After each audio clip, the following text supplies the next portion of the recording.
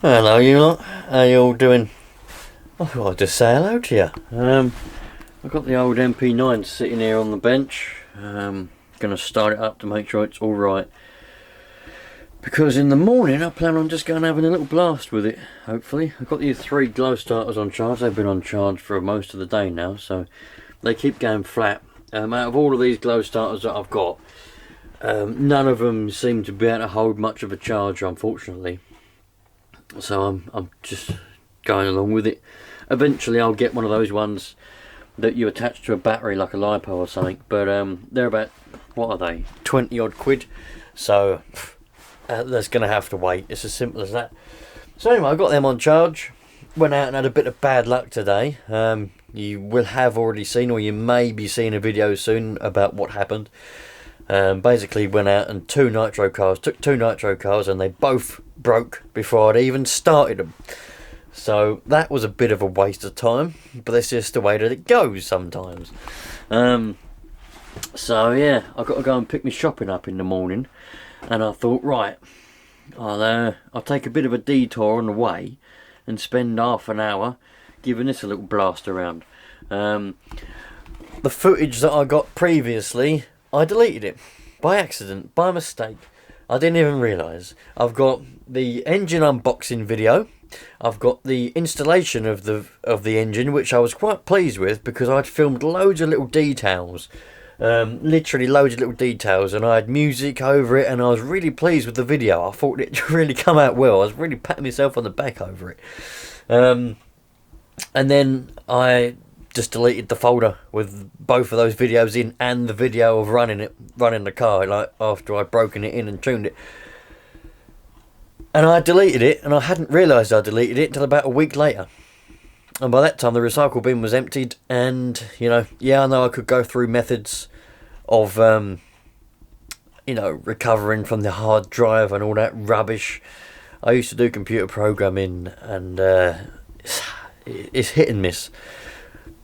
But I'm not that desperate to get it back. But it's a bit of a shame. I'm really gutted I deleted them. I wish I'd uploaded them onto YouTube as a backup, but set them to private because I wanted to release them later on.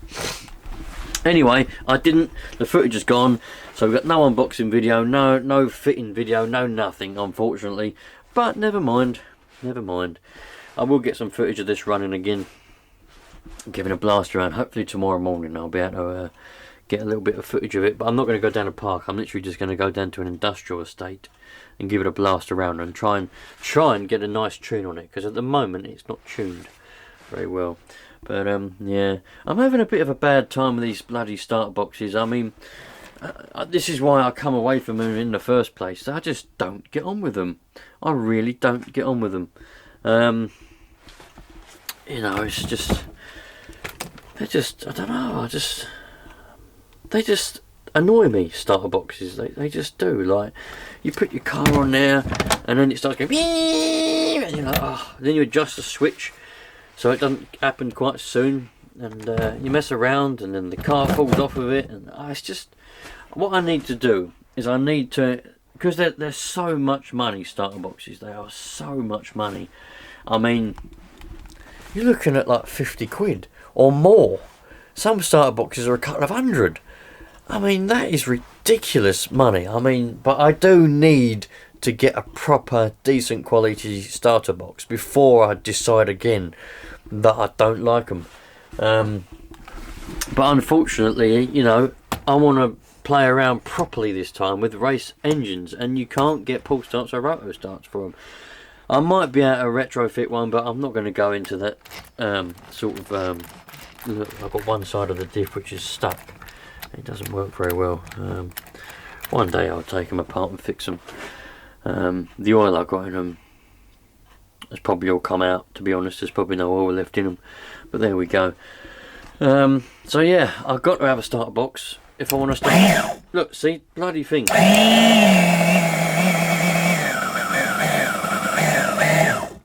It's just a pain. I just don't like them. But there we go.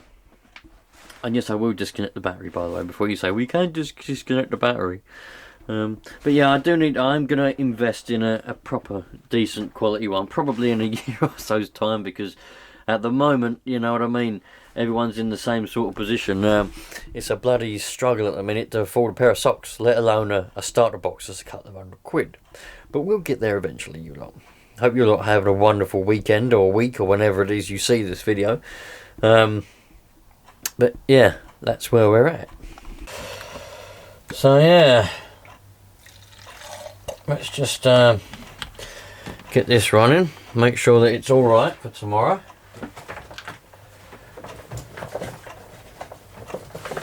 The other problem that I get is, I don't think it's anything to do with the engine, or well, it might be. I mean, I know these are difficult. Any high performance engine is difficult to start, and it's advanced. But the other thing that I get is this will be running, and then all of a sudden, like, sorry, no, it won't be running. I'll push down on it and it will start turning over, and all of a sudden it just stop, and the starter box can't turn the engine over anymore. And then I have to get a pair of pliers in there, unjam it with the flywheel, and then it'll work for a little bit more. I don't know what the problem is with it. I think it's something to do with the old what's it called, starter box, but we'll get there. I don't know. Right, bit of primage, see what we get. See, this one hasn't got enough power to turn that engine over, so I have to go and get my pair of pliers here and unjam it, turn it all the way over till it's at the other end of its stroke, you know, top dead centre but at the other end, so that when it goes over it gets enough momentum to get it over, because this starter box hasn't got enough power to turn it all the way over from wherever. So let's see what we get.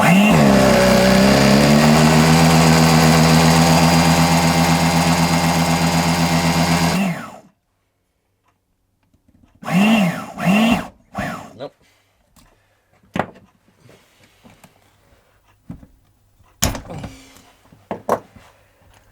Yeah, so I think I need to invest in a proper, you know, a better starter box that's got more guts in it. I mean, this one's running on two 7.2 volts, fully charged batteries.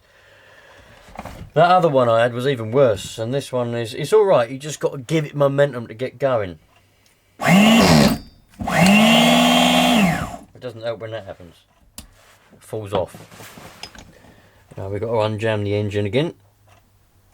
Oh, like that. No, that wasn't unjammed. That was. Turn it all the way around again. It's annoying because it's scratching up my exhaust there now, but what can you do? I have already heated the engine up, by the way, with a heat gun. It's already hot. Well, I'd say it was hot anyway.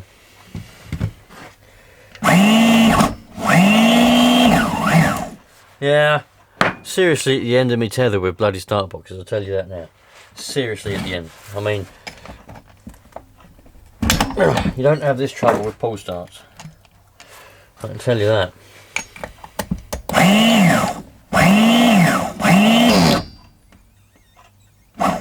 See, look.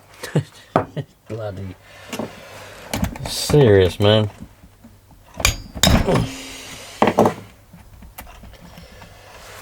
Not good, man, not good.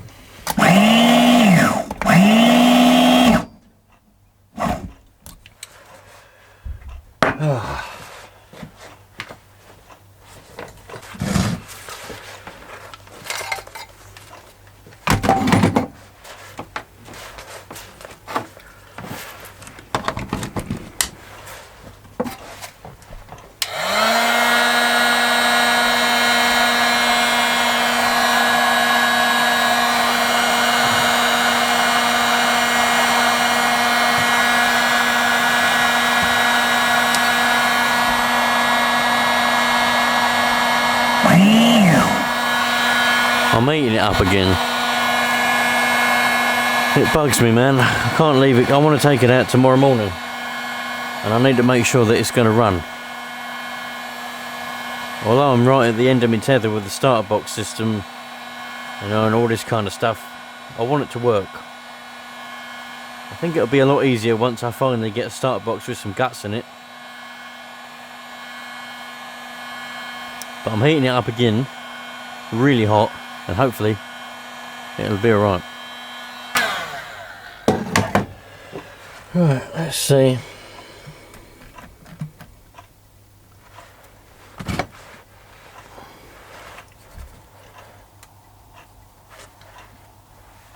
Let's make sure actually. Let's use this one. I know this one's definitely working.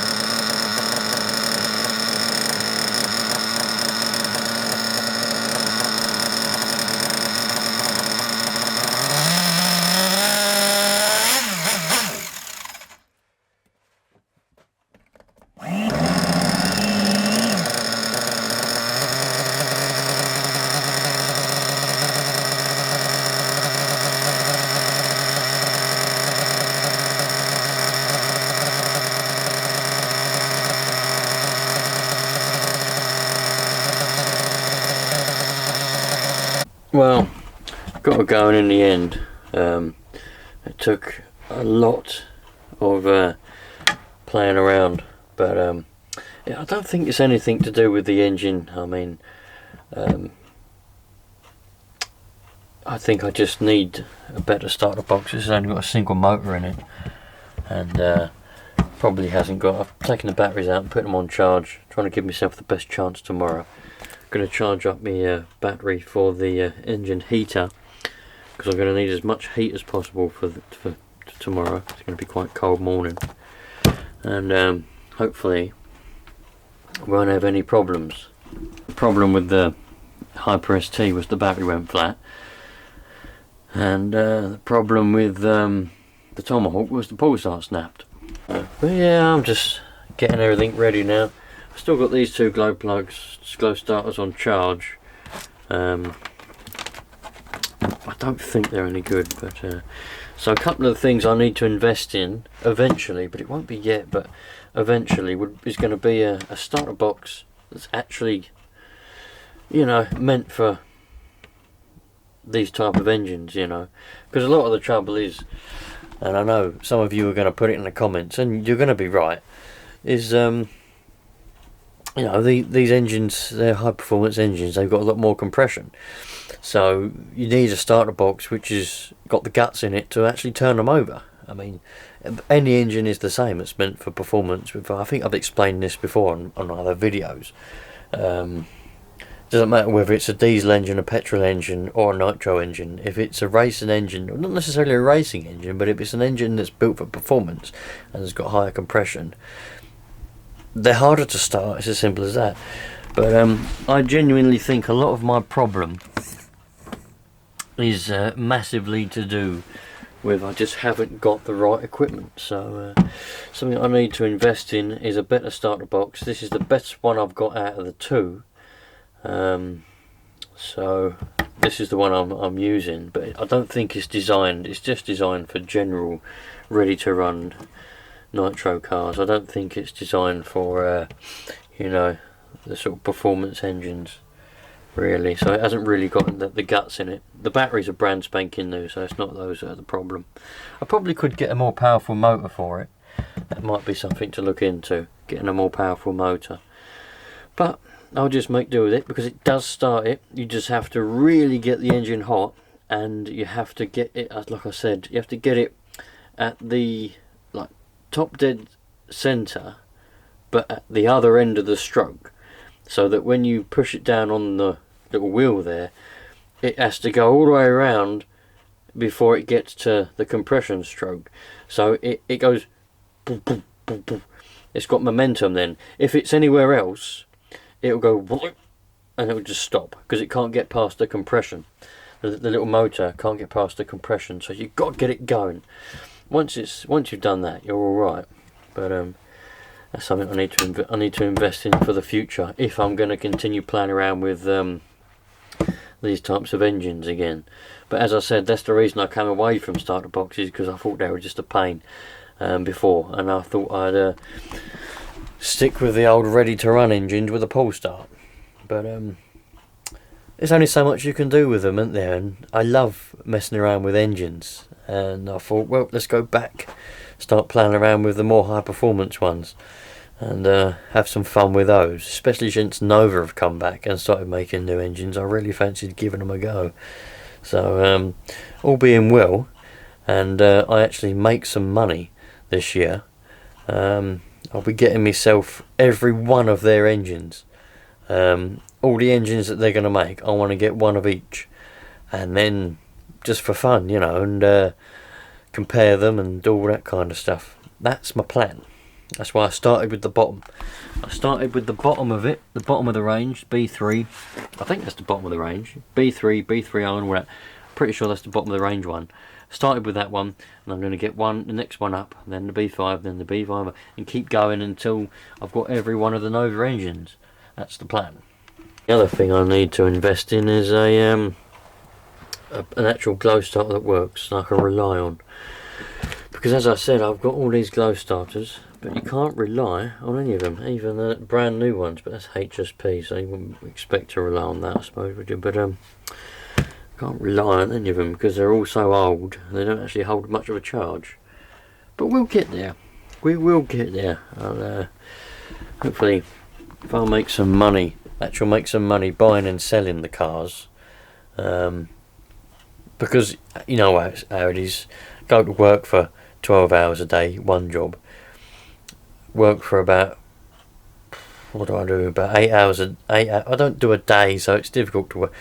12 hours a day in my day job, as many hours as I can do in my second job, and that pays the bills.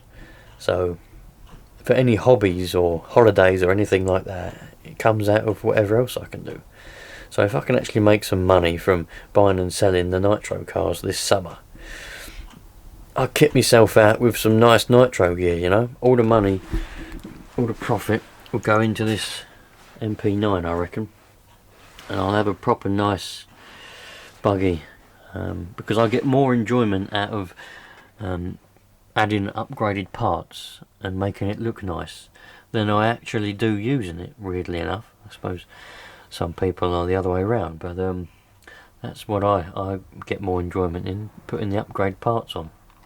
I'd like to get myself a proper nice transmitter as well, one of those fancy ones, you know, proper nice ones, but they're about 200-300 quid, and you know, something that can't be justified at the moment, because this one does exactly what it's supposed to do, which is control the car.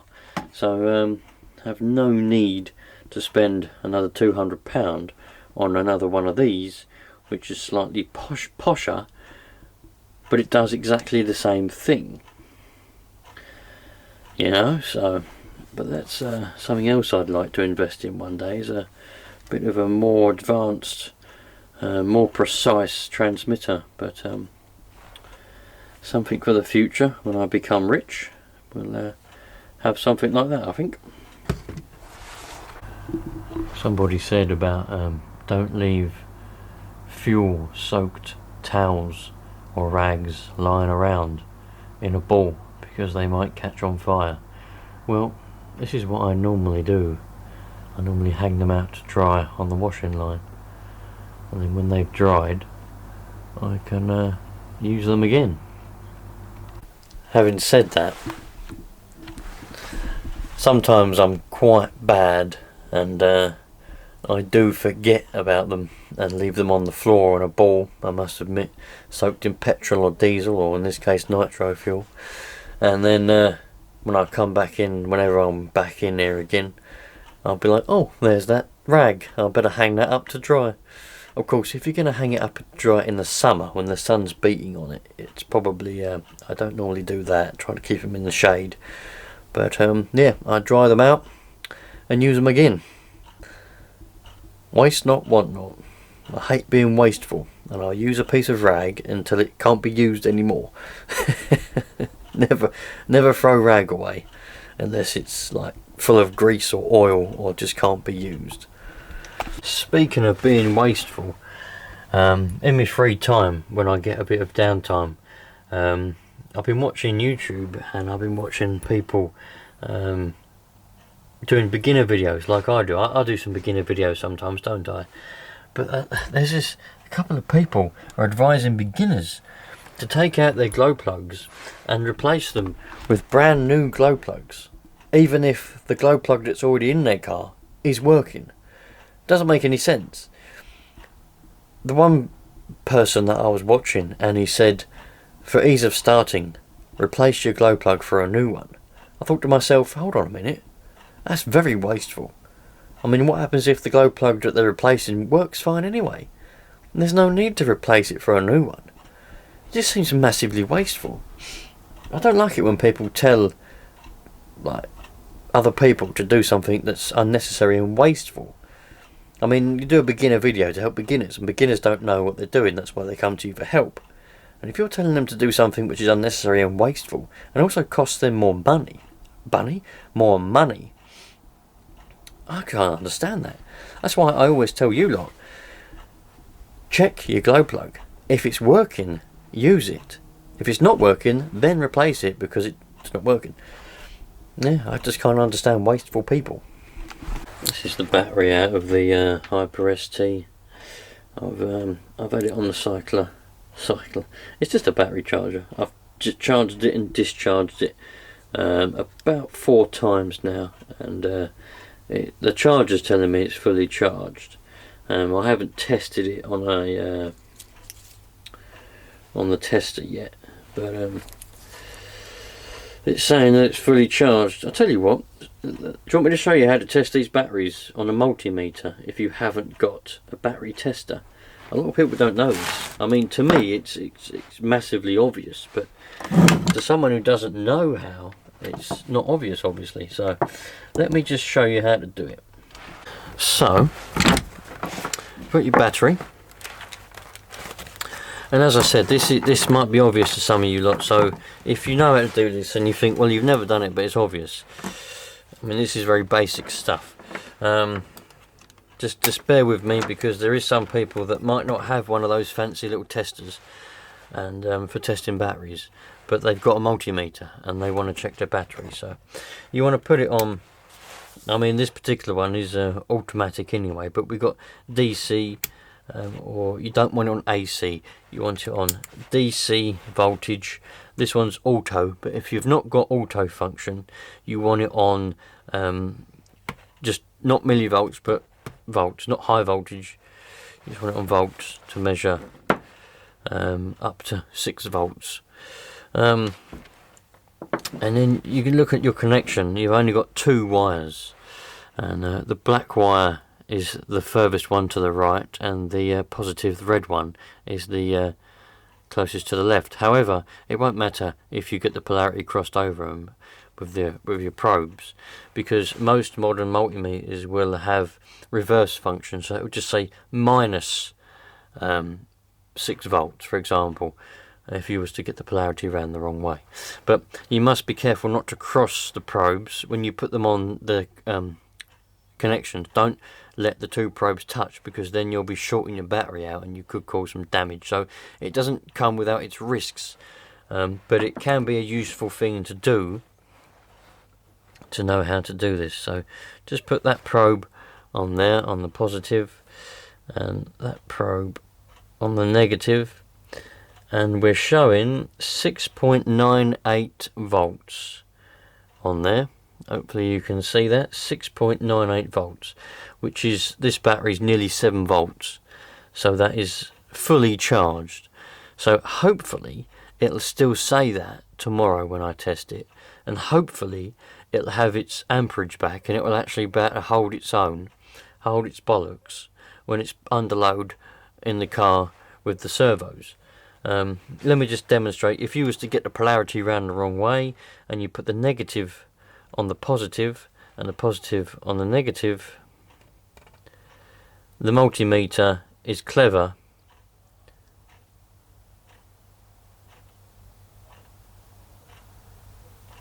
and it's, well, actually it's not that clever.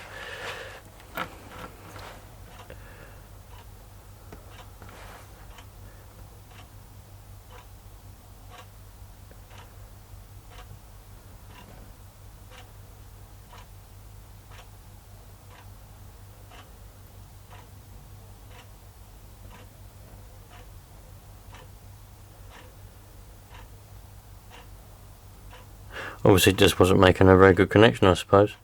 6.98. Anyway, most multimeters it would just say minus. I wouldn't worry about it. I don't know what was happening with mine. I've blown this meter up several times.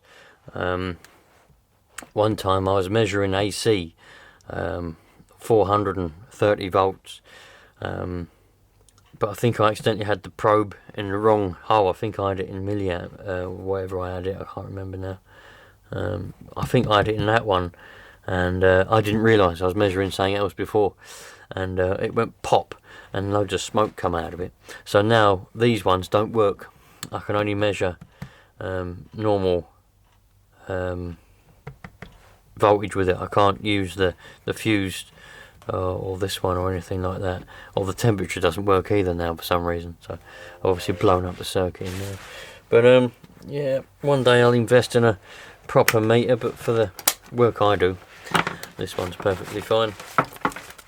Working on cars and the odd house here and there, it works perfectly fine, so I don't need to invest in one of those expensive fluke ones. But yeah, that's how you measure a battery with a multimeter, if you didn't know how. But it is, for those of us that know, it's obvious, but you got to understand that some people just don't know.